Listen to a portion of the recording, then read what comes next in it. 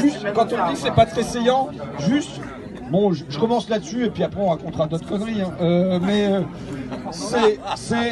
Finalement, je pense qu'il y a aussi une démarche esthétique dans le mouvement des Gilets jaunes, et ne serait-ce qu'au début, avoir commencé en recyclant ce qui était le plus moche, et un truc imposé par l'Union européenne, et en faire un symbole, le retourner, je pense que c'est vraiment un geste esthétique. Et bien souvent, il y a des chasubles qui sont décorés, chacun les a décorés à sa manière.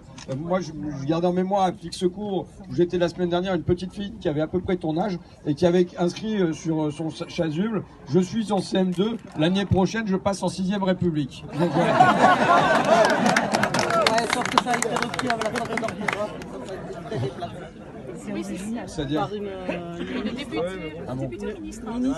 Parce qu'il y avait marqué je serai à IS et elle a dit ah ben elle est pas prête de passer en 6e. Bon ben ça prouve juste la bêtise de la ministre elle-même.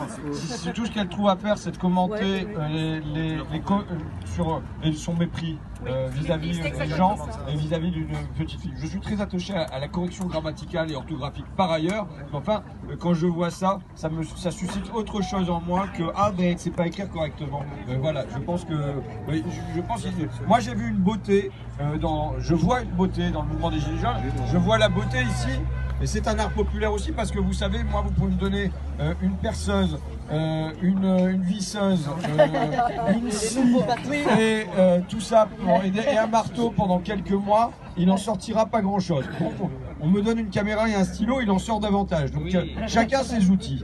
Mais pour moi, il y a de l'art là-dedans, dans le recyclage de palettes, dans tout ça, il y a un art qui s'exprime dans les indications que chacun met sur ses cabanes, sur les symboles qu'il se choisit. Dans tout ça, il y a pour moi un art populaire qui est là. Et c'est un art à ne pas mépriser. Moi je dis, on est là sur un rond-point.